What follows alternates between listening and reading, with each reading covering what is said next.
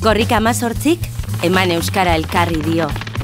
Euskarak, euskal herritarrok elkarrekin bizitzeko hizkuntza izan behar duelako.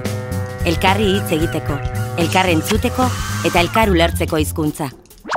Dakienak ikasi nahi duenari irakatsi. Ulertzen duenak hitz egiten duenari erabiltzeko aukera eman. Agintariek herritarrei ikasteko bideak erraztu. Denok dugu gure egitekoa. Euskara denona da, denon eskubidea eta denon ardura.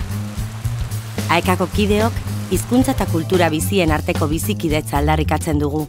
Eta munduarentzat defendatzen dugun kulturaniztasunak bertako aberastasunaren errespetuan eta sustapenean oinarritu behar duela deritzogu.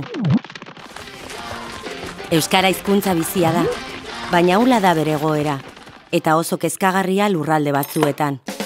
Horregatik, botere publikoei dei egiten diegu euskara babesteko eta bultzatzeko neurriak ezar ditzaten. Baita norbanako eta erakunde guztiei ere, euskara ikasi eta erabili dezaten, eta bere aldeko testuinguru soziopolitikoa sortu dezaten.